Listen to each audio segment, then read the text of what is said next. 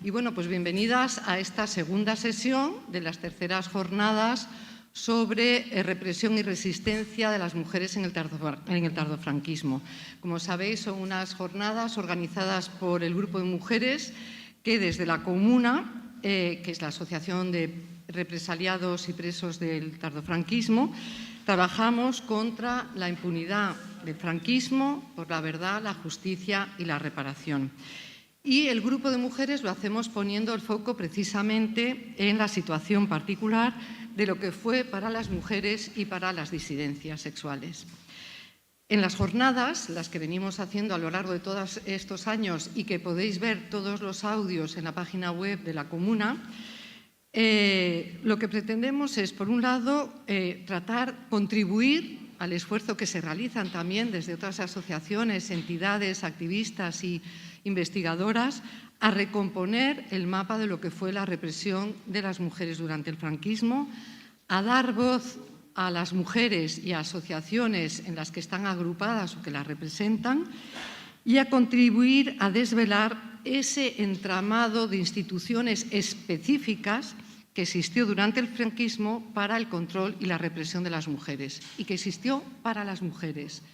Me refiero a dos casos. Una, los reformatorios que regentaban las órdenes religiosas y que dependían del Patronato de Protección de la Mujer, que espero que hayáis tenido ocasión de leer en la prensa o escuchar en la radio o ver en las noticias el acto que el otro día protagonizaron estas extraordinarias mujeres y la respuesta que dieron ante el tipo de perdón que plantearon las órdenes religiosas, ¿no? Que fueron el final 15 minutos gritando, diciendo en alto, con muchísima emoción, verdad, justicia y reparación.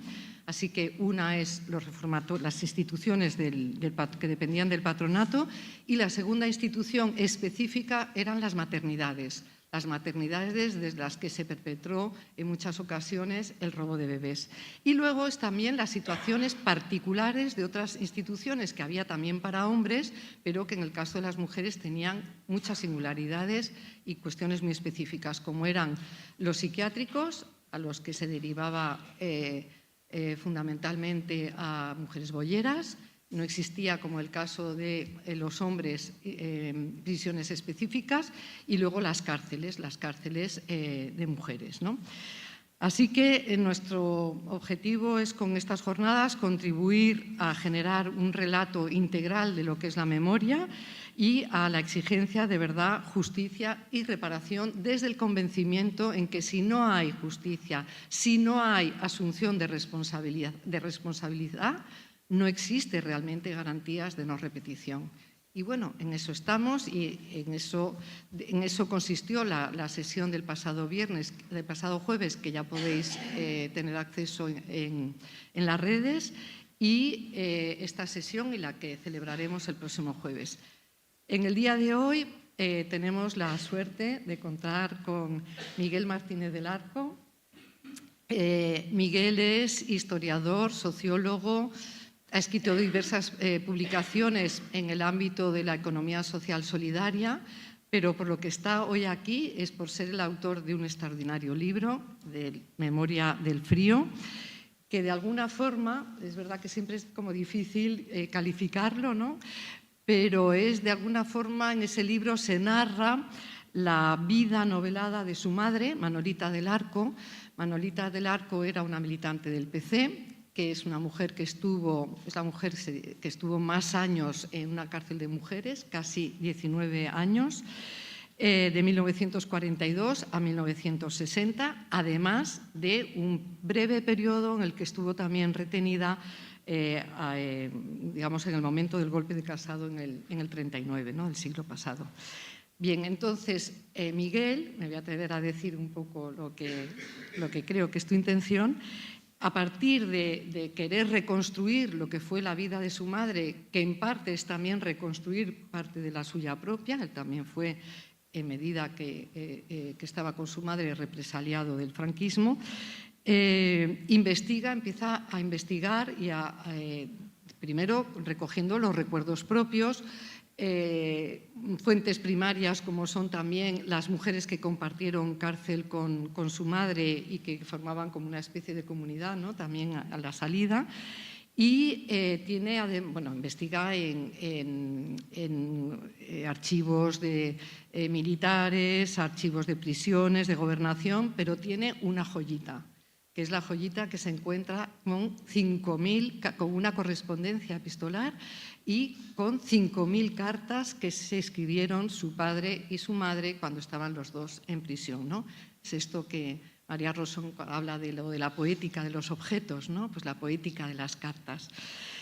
Entonces, el libro lo que permite es un recorrido por las cárceles de mujeres, porque Manolita estuvo en Ventas, en Málaga, en la cárcel de Málaga, en la de Segovia y en la de Alcalá de Henares, de donde salió. En dos de ellas protagoniza huelgas de hambre. Y lo que permite también es entender las condiciones en las cárceles, las condiciones de vida en las cárceles, las condiciones subjetivas también de las mujeres, así como también las estrategias, que para nosotras es muy importante, para resistir, cómo generaron distintas estrategias y una muy singular, la que seguro que va a hablar Miguel, que es de inventar un nuevo lenguaje para comunicarse y que está recogido en unos cuadernos en clave, pero de eso nos lo contará. Así que, pues esto es un poco el interés que teníamos nosotras también de poder contar, porque aunque nosotras nos centramos mucho en el tardofranquismo, esto permitía también tener como una visión más global, ¿no? Lo que fue las cárceles en esa primera época hasta 1960 y luego también hablaremos, como hemos hablado en otras ocasiones, de las cárceles en el tardofranquismo. Así que, Miguel, la palabra para ti.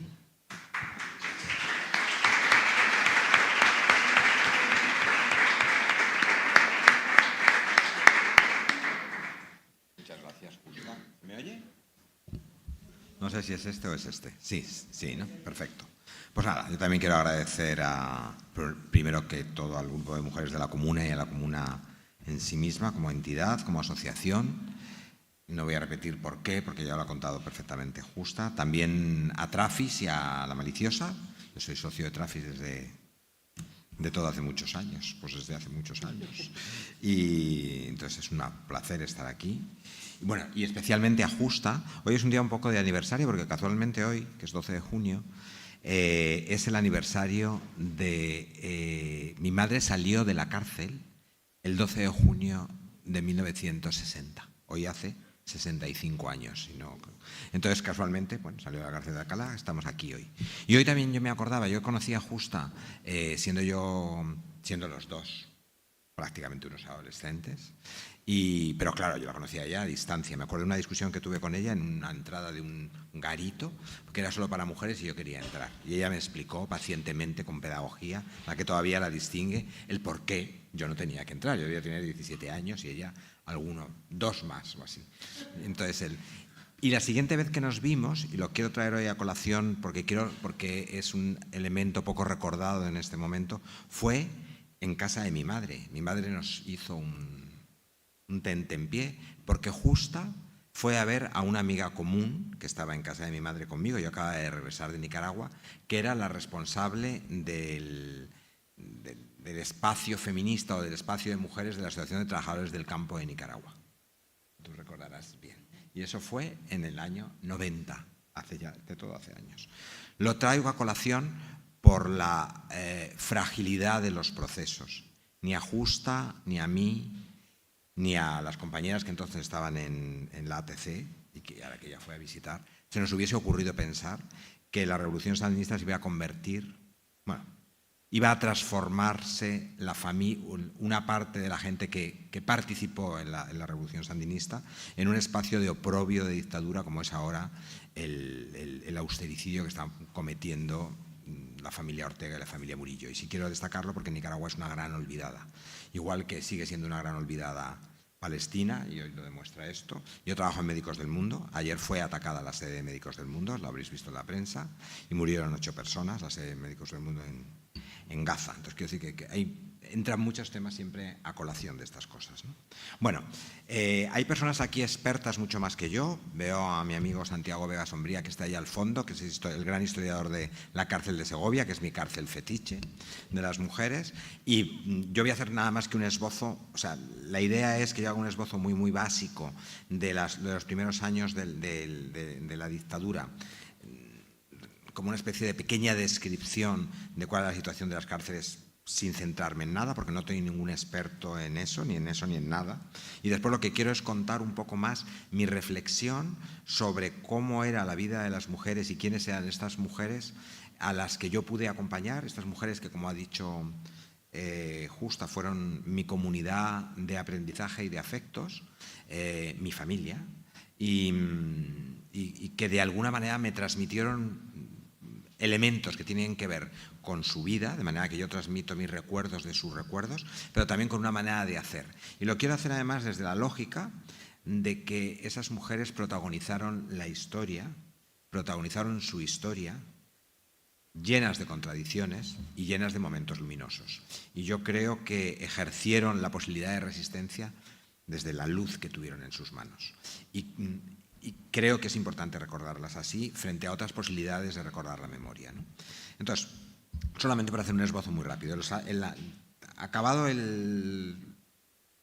Habiendo entrado el ejército fascista en Madrid, en el año 40 las cifras oficiales decían que había, es lo que está escrito, que había 23.232 mujeres presas, aunque esa cifra en la realidad muestra que en ese primer momento de la dictadura llegó a haber alrededor de 50.000. Esto supone entre un 10 y un 20% de la población reclusa total, con las cifras actuales, que están en constante modificación, porque un elemento que bien saben los historiadores e historiadoras es las graves dificultades que seguimos teniendo en este país, no solamente para hacer, efectivamente, para hacer justicia, reparación, sino para conocer la verdad, para conocer los hechos objetivos, para ya acceder a los datos.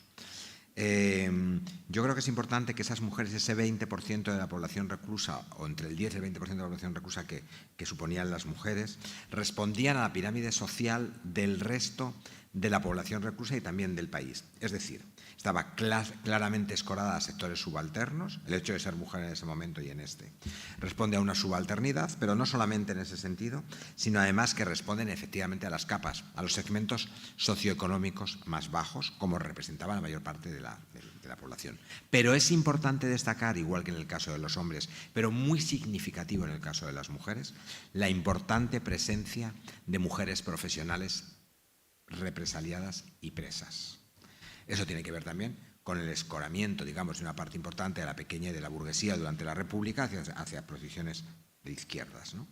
Hubo mucha variabilidad durante las décadas de ese momento de eclosión brutal de la primera represión hasta los años 70, que vosotros estáis tratando en estos días, ¿no? Los años 40 fueron los años de la masividad y del almacén de las presas, los años del plomo. Los años 50 fue la década ominosa, fueron los años del silencio, esa transición entre esa primera generación extraordinariamente maltratada de mujeres que habían hecho la guerra o que habían estado en la primera posguerra, hasta que en los años 60, que es la tercera población, es el renacimiento del proceso de resistencia con las nuevas generaciones, que implican una interrelación, no siempre fabulosa, pero en general armoniosa, entre las dos generaciones, que llevan a la masividad de la resistencia, con otro tipo de represión en los años 70, porque frente a los primeros espacios de represión mediante prisión, mediante cárcel, en los años 40, que eran enormes condenas, en los años 70 era mucho más un proceso de detenciones y periodos cortos, ¿no? Bueno, se han nombrado algunas de las principales cárceles del franquismo para las mujeres. Yo creo que, por ejemplo, por destacar, ya que estamos en Madrid en los años 40 hubo un total de 22 cárceles, de las cuales 6 fueron de mujeres. Y quiero destacarlas por sus nombres: Ventas, que fue la prisión más emblemática; Quiñones, Claudio Cuello; la maternal del Instituto Escuela. El Instituto Escuela es el Ramiro de Maeztu actual; la maternal de San Isidro; y la prisión central de madres lactantes de Ventas. ese fue el universo formalizado de detenciones estables para mujeres dentro del universo mucho mayor de espacios de detención y de represalia que hubo en la ciudad. Pero hubo muchas más cárceles importantes en el Estado. En Barcelona, las Corts y la Trinitat, la cárcel de Tarragona, particularmente importante, y la de Girona, porque allí se extrañó a muchas mujeres del centro, las de Euskadi, fundamentalmente a Amorebieta, y Saturrarán, una cárcel oprobiosa que estaba en las playas de Saturrarán, me acuerdo de Motrico, y en condiciones infrahumanas, donde fueron muchas mujeres que acababan de parir y que hubo, por tanto, muchas criaturas robadas. Las cárceles de Valencia, Santa Clara, Noumole, La Oliveta, en fin. Todas las cárceles andaluzas, en Andalucía la represión fue feroz, son importantes las dos grandes prisiones centrales, la del Camino en Sevilla y la Goleta en Málaga, otra cárcel a recuperar, ahora es la sede de la Policía Municipal de Málaga. Pero después yo quiero destacar que durante ese tiempo hubo 8 prisiones especiales para una categoría que ni fue bien reconocida por las presas políticas de entonces, ni termina de ser reconocida ahora, pese a que las ha nombrado justa. Las cárceles, los espacios, los centros para las mujeres caídas. El término utilizado por el franquismo para todo tipo de, digamos, de vulneración o de transgresión de la norma tradicional, de la norma moral del franquismo, ¿no? Y que son importantes, algunas muy importantes. La de Oropesa, la de Calzada de Oropesa, para las mujeres que se prostituían, la de Girona, la de Tarragona, la de Santander, la de Alcalá de Henares, la de Aranjuez y la terrible Santa María del Puig en Valencia. Todas ellas, tú acabas de nombrar el acto del otro día, detentadas por órdenes religiosas femeninas. Y yo creo que es importante porque ahí fueron ingresadas mujeres que tenían al menos, estaban encerradas en un mínimo de 6 meses, hasta años en adelante, ¿no? Pero no solamente hubo esos centros, las mujeres estuvieron en campos de concentración y en campos de trabajo. Ya se ha nombrado la figura de los correccionales a través del protectorado, y después los centros psiquiátricos, los manicomios, porque eran manicomios, y especialmente 2, el de Mondragón y el de Cienpozuelos, que fueron espacios donde estuvieron muchas mujeres transgresoras y, por supuesto, muchas mujeres lesbianas. Entonces, yo creo que para entender la especificidad, pero la grandeza, por ejemplo, de alguna manera, quiero decir, la amplitud de lo que fue el proceso de represión, ¿no? Y claro, los motivos del encarcelamiento formal en las cárceles políticas, digamos, ¿no?, fueron muchos. Motivos de guerra, sobre todo hasta el año 45, pero fueron motivos por rebelión, acusadas por rebelión militar, por auxilio a huidos, muchísimas mujeres en las cárceles por auxilio a huidos, por delitos contra la seguridad del Estado, que conlleva la pena de muerte, y cuando va evolucionando el franquismo, por causas contra la legislación de costumbres. Por eso hubo muchas mujeres implicadas en la ley de vagos y maleantes, después de peligrosidad social que cayó en la democracia, por causas frente a la moral, por causas contra la legislación laboral, una vez que en los años 60 la organización de las mujeres obreras constituye todo un espacio diferente, ¿no? Entonces, bueno, yo creo que es interesante. Entonces, esto quería hacerlo como un relato general para tratar de explicar quiénes eran aquellas mujeres a las que yo conocí, esas de los 40 a los 50. Quiero destacar, porque si no cuesta mucho, hay una cierta idea desde ahora. Yo me imagino que la idea que tiene, bueno, me imagino y lo compruebo cada vez que voy a dar charlas, que doy muchas a gente en un momento muy complicado, por cierto, sobre todo cuando son charlas con jóvenes varones, con chicos. Claro, me miran a mí como si llegase del espacio sideral, bueno, como si yo fuese realmente del Señor de los Anillos. O sea, una cosa así. Claro, yo creo que hay un poco también esa actitud respecto a estas mujeres de los años 40 como si no hubiesen evolucionado en absoluto. Yo hoy he recordado que mi madre salió hace hoy 65 años, la primera vez fue detenida en el 39, pero la última detención que yo recuerdo de mi madre fue en abril del 77. Quiero decir que ella se pasó 38 años yendo detenida.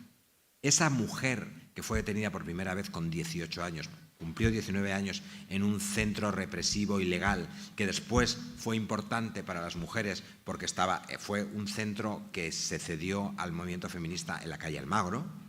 Ese centro de Almagro, que fue de la sección femenina previamente, fue un centro de horror, un no espacio de tortura.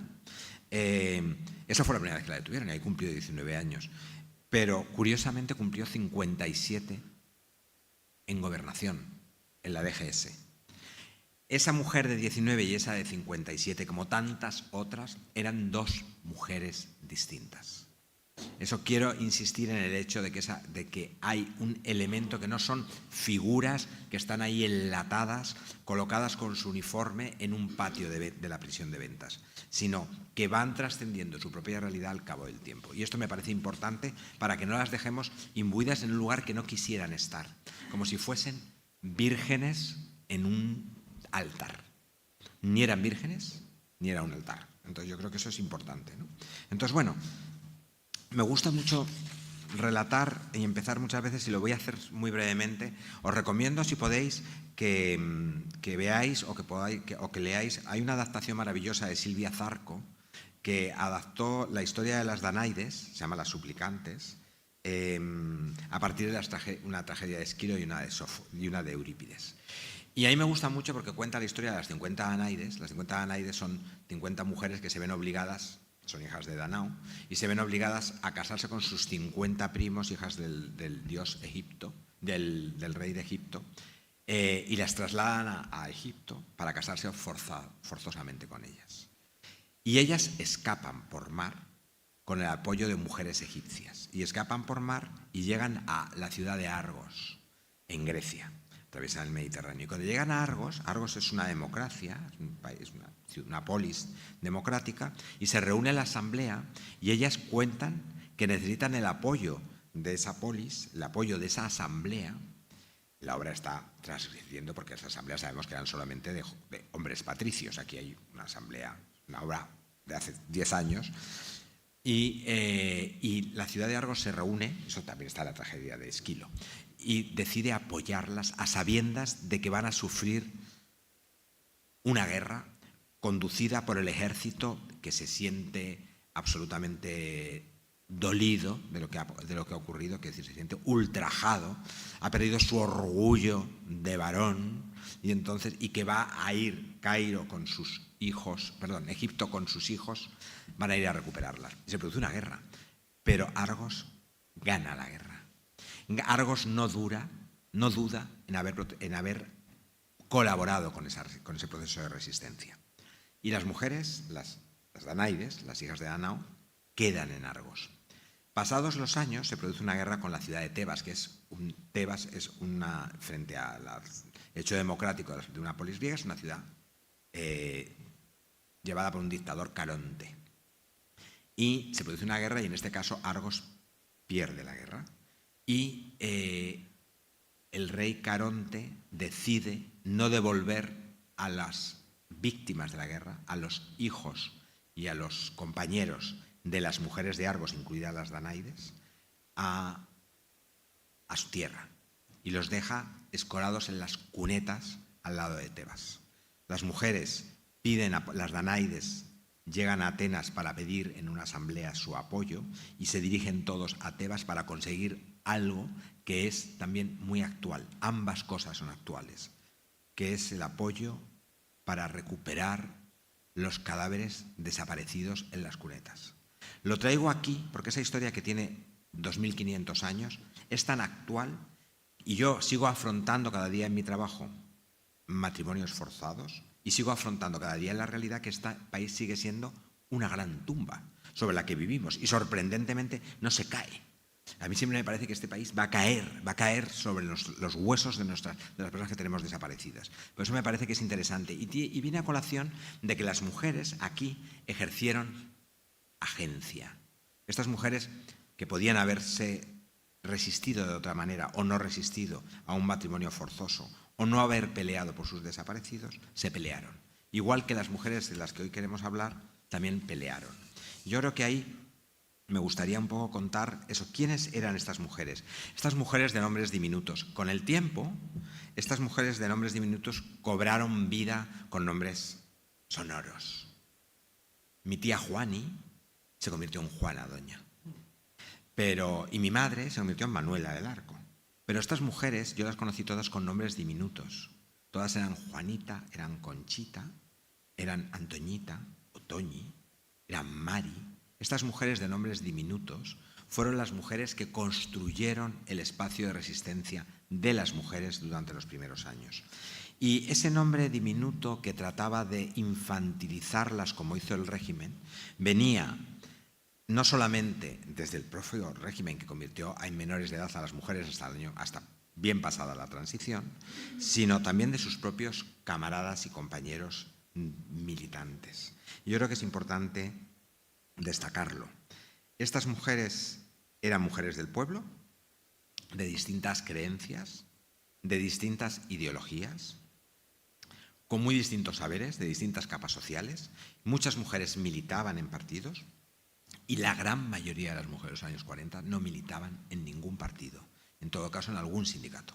Entonces yo creo que es importante también destacar eso para que no haya una apropiación desde espacios que no eran los mayoritarios. Yo creo que es interesante, ¿no? Entonces, a mí me parece sobre todo que estas mujeres, cuando se rebelan y después son encarceladas, lo que hacen es constituir un espacio de esperanza en un momento sin esperanza y de rebeldía, un clamor de dignidad desde su condición de género. Y en esto quiero insistir mucho en varios temas. Uno, porque en la escenificación de la resistencia antifranquista hasta el final, salvo quizá los últimos momentos en que el movimiento feminista logra tener nombres y apellidos, las mujeres son convertidas en aliadas fortuitas, en muchos casos, y a veces en aliadas con algún nivel de conciencia. Las mujeres resistentes del antifranquismo tuvieron vida propia. Tuvieron vida propia desde el primer momento. Siempre tuvieron vida propia. No se las otorgó ningún varón cercano a ellas, independientemente que sufriesen la represión como consecuencia de estar cercanos a ellos. Y generan su propia aventura. Y yo quiero insistir sobre todo frente a una visión que ahora se está dando de cierta equidistancia y un poco salvífica, romántica, que no solamente generan su propia aventura, sino que mantienen viva y organizada la posibilidad de una vida diferente. Insisto, organizada. No fueron, como se trata muchas veces, consecuencias solo fortuitas o del puro aspaviento ante lo que ocurría a su alrededor. No fueron solamente elementos reactivos, sino que esas mujeres estaban organizadas y organizaron. 10 minutos, perdón. Voy muy rápido. Entonces, quiero insistir en ello como un hecho fundamental. Y también quiero insistir en que como protagonistas de la realidad política y desde la vida comunitaria, tuvieron que afrontar elementos, mecanismos represivos del franquismo cuya finalidad era la erradicación de la disidencia. Probablemente muy parecidas a las que tuvieron los hombres. Ellas también sufrieron castigo, control y deshumanización, pero quiero destacar que en ese proceso de represión ellas afrontan, desde esa posibilidad de generar una vida distinta, ellas afrontan el castigo y afrontan los castigos que son propiamente por su condición de mujeres, porque ponen su cuerpo. Y ellas son las que sufren ser rapadas, las que sufren la ingesta forzada por aceite de ricino, las que sufren las violaciones, las que sufren los abusos sexuales y las que sufren el encarcelamiento en centros especiales con sus criaturas. Fueron las mujeres, no los varones. Y a su vez, ellas son las que afrontan un elemento del que venían aprendidas, aunque fuese tenuemente, desde su posición en la República, pero también después en la Resistencia, frente a la moral y la decencia formal del franquismo, alterando el modelo tradicional católico imperante en aquel momento, ¿no? Y yo creo que es importante que se entienda desde esa lógica. Por eso quiero referirme a un hecho, ya he hablado con Justa el otro día, en el hecho de que tampoco es un elemento de reconocimiento para estas mujeres en las cárceles su mera condición de víctima. Estas mujeres fueron víctimas. Para completar el elemento víctima tenemos que hablar de los victimarios. No existe víctimas y victimario, ni entonces ni ahora. Los victimarios, los agresores, fueron los jueces, los funcionarios, los carceleros, los guardianes, las monjas. Estos fueron los victimarios y hay que nombrarlos. Pero las mujeres, además de víctimas, tuvieron su propia agencia, porque hay que tener mucho cuidado con esa condición exclusiva de víctima, que lo que hace es quitar agencia y ocultar nombres. Y yo creo que lo que es importante es que ellas construyen a lo largo del tiempo, frente a la incoherencia y lo que supone el elemento de alrededor, porque son mujeres represaliadas, una cotidianidad habitable. Para mí, lo fundamental es que no son mujeres víctimas o no solo, ni siquiera son, el otro día he escuchado a Consuelo hablando de las mujeres del protectorado, y lo único que no me gustó fue cuando dijo, son mujeres sobrevivientes, son mujeres supervivientes. Sí, es verdad, pero sobre todo fueron mujeres resistentes. Y yo creo que eso les pone en una realidad diferente. Voy a referirme muy rápidamente, luego lo podemos hacer porque luego voy a pasar unas fotitos, a la vida cotidiana de las mujeres. ¿Qué hicieron las mujeres en las cárceles del franquismo en las primeras décadas? Sobrevivir, efectivamente. Trabajar, y es importante ahí decir que fue un gran debate. Ellas tuvieron un trabajo semiesclave por un peculio, o sea, un trabajo casi al que estaban casi obligadas y que les devolvían como peculio, y fue un gran debate porque no siempre estuvieron de acuerdo con hacerlo, y fue un importante sustento para ellas y para el exterior, porque las mujeres, a diferencia en muchos casos de los hombres, tuvieron que seguir sustentando a sus familias desde el interior de las cárceles. Y además trabajaron, en lo que se refería antes Justa, haciendo pañitos, haciendo labores. Esas labores las vendían, las hacían fundamentalmente por la noche con la única luz de la bombilla del váter, y gracias a eso pudieron sobrevivir. También se organizaron internamente y de cara al exterior, generaron un marco de vida comunitario que a mí me parece el gran valor, la vida en comuna a través de una figura organizativa en cada comuna, que era la madre. Lo digo porque la figura organizativa de las cárceles de hombres también se llamaba madre, y entonces yo creo que es importante lo que supone eso. Se formaron, porque las cárceles fueron unas escuelas en cascadas de formación, y fueron seres políticos. Y yo creo que esto es importante, tanto de fuera adentro como de dentro afuera. Y ahí me voy a referir a los cuadernos de clave muy rápidamente. La muestra de que fueron seres políticos es la riqueza de su elaboración política de cara al interior y al exterior. Y esa riqueza tiene que ver con los cuadernos de claves. Ellas, para hacer sus labores, de las cuales sobrevivían, elaboraron cuadernos. Esos cuadernos tienen claves que ahora voy a enseñar. Y esas claves escondían, no en cada caso, yo tengo muchos cuadernos de claves que no hemos logrado descifrar, de la manera de hacer pañitos, pero que además traían noticias. Yo sé de algunas que era la huelga de tranvías del 52 de Barcelona, o la caída del expediente gallego. Un oprobio, murieron muchísimas mujeres y hombres. Entonces, hay muchos elementos que traían y permitían además el traspaso de información del interior al exterior y de cárcel a cárcel. Y creo que eso es muy importante porque muestra esa posibilidad. Y para no extenderme más y poner alguna foto y luego hablamos, ¿no? Sí me gustaría insistir en el marco de la construcción sorora, en la construcción de sororidad, ¿no? Yo creo que es importante, y por eso acabo ya, importante que ellas generan una urdimbre que nosotras, sus descendientes, hemos usado después, que les permite poner la vida en el centro, afrontar sus relaciones con el exterior y con sus familias y con los hombres, y establecer un entramado socioafectivo que tiene un enorme valor como tal, pero también un enorme valor político. Y yo creo que esto es muy importante porque permite entender lo que supone esa urdimbre de sororidad. Y también afrontar sus contradicciones. Cuando yo decía antes que esas mujeres no eran las mismas al principio que al final, es que esas mujeres tuvieron enormes contradicciones. Muchas estaban sentadas encima de la cabeza de Stalin y tuvieron, por tanto, que quitarse a Stalin de la cabeza, si pudieron.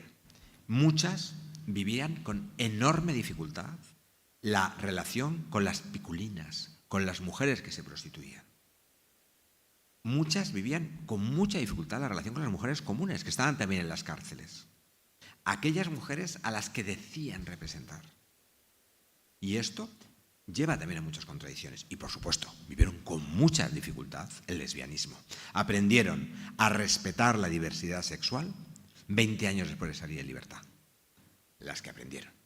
Y entonces yo creo que por eso también es importante que huyamos. También creo que es importante en el caso de las mujeres, frente a muchos ejemplos de hombres, la mistificación individual.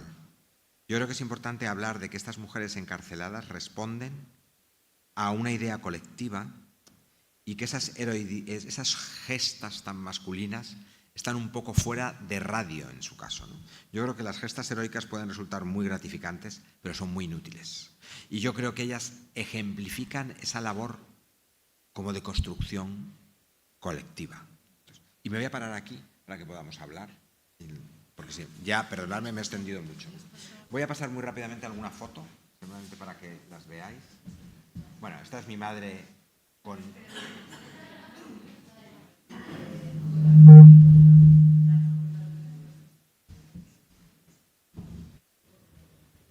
Esta es mi madre con 18 o 19 años con nombre falso, Lorichu, escondida en Euskadi. Y esta es mi madre a lo largo del tiempo. Esto es la prisión de Málaga. Esto es la prisión de Segovia. La prisión de Segovia responde, para mí, es como el espejo de la prisión de Burgos, que fue la prisión de Segovia como prisión central de mujeres. Entre el año 46 y el 56, la prisión de Segovia fue la prisión central de mujeres. Y responde a ese carácter de construcción que tanta importancia se le ha dado en el caso de Burgos y tampoco en el caso de las mujeres. Esto es un taller de costura. Este aparece, es el que habla Lucía, aparece como Alcalá. Esto es Segovia. Esto es la prisión de Segovia, de Alcalá de Henares. Esto es Segovia. Esto es Josefina Maleavilla. La traigo aquí porque es una mujer expulsada por su partido, que era el Partido Comunista de España, por el hecho de ser la compañera de un hombre vilipendiado que fue el secretario general del partido en el interior, Heriberto Quiñones. Ella, simplemente por el hecho de ser la mujer de Quiñones, fue apartada del partido. Sin embargo, frente a la posición que había en las cárceles de hombres, ella nunca dejó de estar enraizada dentro de las cárceles porque las mujeres había una orden de apartar, pero no la apartaron. La traigo aquí porque es una mujer con una capacidad notable para explicar el mundo. Esto es muy bonito porque es una foto oficial del taller oficial de la cárcel de Segovia, que se puede visitar ahora. Estos son fotos de la cárcel. Esto es un día de Reyes, el último día de Reyes de la cárcel de Segovia, que ahí veis que está nevado, de 1956. Perdón, de 1956, sí. No he hablado de ello, estos son mujeres de presos. Las mujeres de presos, solamente el nombre ya habla de una jerarquización. Las mujeres de presos, que fueron constitutivas de los primeros espacios de militancia a través de los procesos de amnistía desde finales de los 50, tienen un papel importantísimo y no son solamente compañeras de viaje. Son mujeres que constituyen y establecen una historia más allá del nombre de sus maridos, ¿no? Esto es un grupo de mujeres de preso delante de la cárcel de Burgos.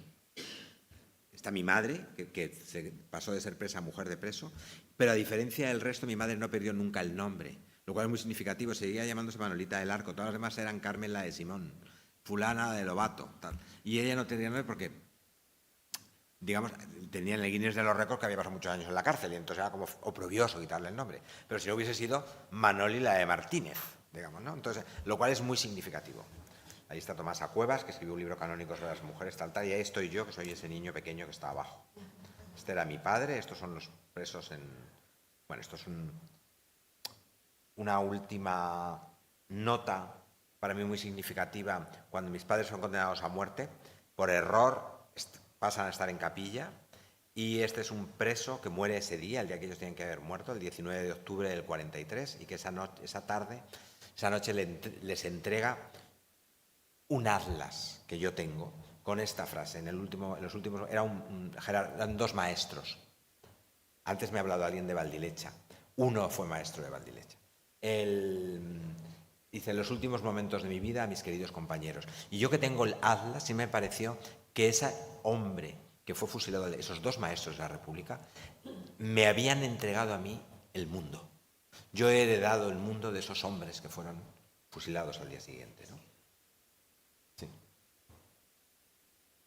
Bueno, estos son los famosos pañitos. No son ganchillo. No es ganchillo. No. Se me pone muy nervioso. Estos son labores de 5 agujas. Se llaman así. Por eso no hay manera de detectarla tal. No, se hacen con 4 o 5 agujas. Estos son bordados de la cárcel. Estos son los cuadernos de claves. Las claves, como veréis, son claves ininteligibles, incluso ahora que estamos tratando de desencriptarlas en la Universidad Autónoma de Barcelona, pero estamos buscando a mujeres que sepan tejer con 5 agujas. Son estos. Y esto es el expediente de condena de mi madre, en este caso, un expediente enorme, de aquí. Y os quiero enseñar una cosa muy curiosa que ha salido ayer, se lo enseñé antes a Lucía, que es una historia que salió en el periódico de Alcalá, que como vais a tratarlo la semana que viene además, ha salido esta nota sobre la historia de la cárcel de mujeres, que fue casi de todo y necesita resucitar. Yo me enteré, me lo mandó un amigo desde Alcalá de Henares, la situación en que está la cárcel de Alcalá de Henares, que tenemos además informaciones complicadas al respecto, ¿no? Y que sigue siendo un espacio ideal como para hacer eso. Y me callo para poder hablar. Siento haber hablado tanto.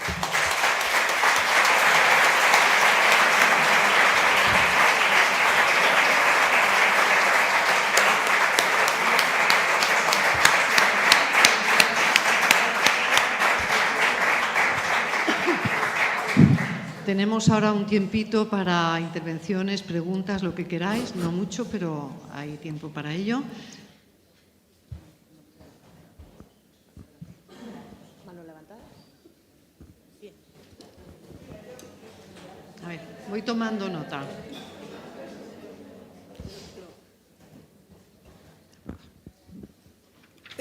Hola, ante todo quiero dar las gracias por estas jornadas. Quiero dar las gracias a Miguel Ángel, ha sido extraordinario. Había oído hablar de ti, pero ha sido extraordinario tu intervención. Y yo quiero contar que oí hablar de tu madre en un podcast maravilloso que se llama Divulgadoras de Historias. Eso me llevó al libro y me parece increíble que no se conozca su historia, me parece increíble que sepamos quién es Marcos Ana y no sepamos quién fue tu madre, ¿no? Que también es la presa que más tiempo estuvo en las cárceles. Gracias por contarlo. Lo de los cuadernos me hizo la cabeza, porque recuerda, ¿no?, que las mujeres muchas veces ese lenguaje, los abanicos chinos, ese lenguaje de las esclavas africanas, o sea, me parece maravilloso, necesario y, como dices, no son víctimas, son auténticas resistentes y con una historia que se debiera conocer, y muchas gracias por hacerlo. Lucía. ¿Alguien quiere hablar? Muchas gracias, Miguel. La verdad es que recuperar en vivo estas historias siempre es muy emocionante. Yo quería mencionar, porque a mí la verdad que me parece un trabajo colosal el que hizo Tomasa Cuevas con un magnetofón recorriéndose todo el Estado para que las mujeres que habían pasado por las cárceles franquistas en aquellos años contaran su vida. Y la verdad es que nos hacemos mucha idea de cómo fue tanto al principio en los años 40 como después. Y hay situaciones, las situaciones de los primeros años que realmente son espantosas, con la muerte de niños en las cárceles, con las condiciones tan duras de supervivencia. Y luego también hay situaciones complicadas que se nos escapan un poco de cómo cuentan también historias de división dentro de ellas, ¿no? Entre mujeres de apoyo a las guerrillas, mujeres que estaban organizadas en el partido, que las otras no las organizaban y tal. A mí también, o sea, me parece que es un testimonio tan importante. Y luego, por ejemplo, nosotras que estamos trabajando sobre el tardofranquismo, que no tengamos nada semejante, que no hayamos sido capaces de recoger la historia, no solamente la estancia en la cárcel, porque lo bueno del libro de Tomasa Cuevas es que cuenta toda su vida, desde dónde nacieron, cómo militaron, cómo las detuvieron, es decir, no solamente es la historia de la cárcel. Entonces, el contraste, ¿no?, entre que Tomasa Cuevas, con sus propios medios, sin ningún apoyo de nadie, fuera capaz de hacer eso, y que sin embargo en el tardofranquismo no hayamos hecho nada, que tenemos muchos más medios digitales, audiovisuales, y sin embargo ese es un trabajo que está por hacer, ¿no? A ver si alguien toma la iniciativa y lo podemos repetir.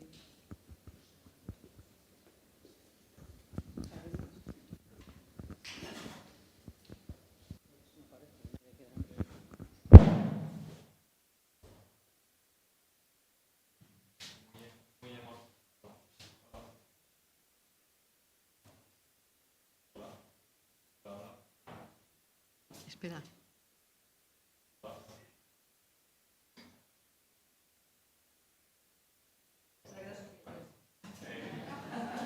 Primero, muy emocionante el libro. Me llamó un poco la atención muchos temas, pero solo uno que me iba a referir. Y es el tema de han sacrificado su vida en aras a una ideología y a lo que es el Partido Comunista, y en el libro como que no encuentro interrogantes sobre cómo han ido evolucionando ellas con respecto a todo lo que al Partido Comunista, y por ejemplo en el momento de la transición, el abandono que desde mi punto de vista, desde mi punto de vista, la traición que hacen a toda esa gente que ha dado su vida por el partido. Entonces, ahí, y luego un pequeño comentario sobre los secretos oficiales. Desde la izquierda no hemos hecho suficiente para que los secretos oficiales los podamos conocer o los puedan conocer los investigadores. Creo que hay, si conociéramos toda una parte importante de la historia desde el año 39, probablemente la historia la veríamos de una forma diferente. Nada más. Bueno, respecto a lo que decía Lucía, yo estoy seguro que las mujeres del tardofranquismo vais a construir una larga espacio de memoria, nada más que os pongáis desde ya. O sea, que eso no me cabe duda. Quiero con Tomasa, que para mí era una persona extraordinariamente cercana a mí, Tommy, para mí. Yo no solamente quiero decir que hizo con pocos medios. Bueno, ahí hubo las famosas 10 mujeres. No se oye. 10 mujeres que fueron las que constituyeron el espacio de apoyo para que ella pudiera viajar. No es que no encontrase apoyo, Tomasa. Fue peor que eso. Tomasa, que era una mujer sin ninguna formación académica, una mujer de una extraordinaria inteligencia, una alcarreña poderosa, estaba casada con Miguel Núñez, que es un diputado de las Constituyentes. Miguel Núñez se quería quitar de encima la pesadilla de esa mujer que seguía siendo una mujer muy lúcida y que estaba constantemente cuestionando la política del PSUC en aquel momento. Y entonces a ella se le ocurre esa idea, pero nadie le da un duro. Ni su partido, del que tú has hablado ese, ni ninguno de sus dos partidos, digamos. Y son esas 10 mujeres las que montan el espacio, transcriben. O sea, todo eso es un espacio de solidaridad entre mujeres, que yo creo que también es muy importante. Ante una frase que a mí me quedó, yo conocí mucho a Tomasa, pero Tomasa cuando yo vivía en Nicaragua, vino a verme a Nicaragua, que pasó 3 meses con mi madre y conmigo. Y ella decía algo importantísimo, decía, cuando llegó, se lo dijo a Juliana y Febo, cuando se legaliza el PSUC, yo no servía ni para barrer el local y me sentí políticamente inexistente. Fue el peor momento político de mi vida. Y yo creo que esto ejemplifica mucho en lo que supone, no solamente que llega el aparato de París, en el caso del PC y se liquida, sino que además en lo que era el pensamiento, el pensamiento de los hombres, que si ellos habían sido funcionales hasta un momento determinado y habían dejado de serlo. Y además no eran sexys, dicho con muchas comillas. Entonces yo creo que esto es importante en un momento determinado. Respecto a lo que tú decías, no me gusta nada esa visión exclusivamente sacrificial. Y me niego a pensar, y no fue así. Mira, cuando se hizo el gran espacio de un gran evento para las víctimas del franquismo en Rivas hace 20 años, estas mujeres a las que me refiero se negaron a ir, porque no se consideraban víctimas. Y no se consideraban víctimas porque no habían sacrificado su vida por el partido. No habían sacrificado su vida por el partido. Esa visión solamente la tiene el partido y los militantes del partido. Ellas, desde luego, habían sido víctimas, pero lo que habían hecho es poner su vida en relación a lo que querían hacer. Y el instrumento fue el partido. Fue malo o bueno, pero no admito tampoco que se entienda que como ellas lo dieron por el partido, como si fuese una especie de iglesia. Desde luego que en muchos casos fueron extraordinariamente sectarias, pero también con capacidad de liberarse. Entonces yo quiero que es importante que eso es lo que las hace distintas, que tuvieron alguna capacidad de transgredir incluso la política interna. Y esa transgresión fue eterna, fue siempre. Por eso ocuparon espacios tan sumamente ajenos. Por eso ni siquiera hubo una diputada por Madrid en las primeras elecciones del Partido Comunista, porque la que estaba puesta en el número 5, Dulcinea Bellido, tenía en su haber, que era presidenta del Movimiento Democrático de Mujeres, y que tenía en su haber que era la compañera de Lucio Lobato. Esto fue lo que ponía en su biografía. Esto es muy significativo. Entonces, bueno, yo creo que tenemos que ponerlas en otro sitio, las mujeres, y entenderlas de otra manera, ¿no? Entonces yo creo que es importante eso. Y después, y en ese sentido, no sé si habéis leído un libro que me encanta, que acaban de sacar ahora de Paca Aguirre, de Francisca Aguirre, que se llama Que planche Rosa Luxemburgo, que os lo recomiendo mucho. Que está muy bien, está muy bien. Que planche Rosa Luxemburgo. Y entonces está muy bien porque también es una bofetada a Félix Grande, un gran poeta, que era su compañero, ¿no? Y ella tiene un libro previo que encuentro a muchas mujeres que están escribiendo sobre ello, sobre Penélope, esa figura extraordinaria, Penélope, tejiendo, que tiene mucho que ver, y a ver si se me fue transmitido, esas mujeres que tejían, como estas mujeres que realmente, para mí, el tejido, porque decía algo antes justo, y es que esa memoria de los objetos y el hecho de tejer, las mujeres tejen, están, digamos, educadas para tejer, pero cuando tejieron esto a partir de los cuadernos de claves, construyen un universo sobre el que nosotras después, nosotras, sus descendientes, podemos hacer nuestra propia aventura política. Y yo creo que esto es importante, esa manera de tejer. Y no las reconozco la figura de Penélope esperando a Ulises. Y me gusta mucho el primer libro que escribió Paca Aguirre, que lo publicó muy tarde, porque como solo podía publicar Félix Grande, y ella tenía que atender a Félix Grande y a su también hija poeta, Guadalupe Grande, magnífica poeta, por cierto, y ella escribe un libro que se dice Contra Ítaca, el primer libro, ¿no? Que es como, pero está Penélope, o sea, Ítaca era un espacio horroroso y ella estaba harta de esperar a Ulises. Y quiero terminar diciendo algo, porque me parece que es importante, de una poeta gallega que escribe sobre la memoria, que se llama Johanna Torres, y que habla del oráculo con Penélope. Y ella, Penélope, al final contesta y dice, ¿pero qué me estás diciendo? Ya basta. Existe la magia y puede ser de todas, le dice al oráculo, ¿no? Dice, ¿a qué tanto billo y tanta historia? Yo también quiero navegar. Esa es la clave de estas mujeres.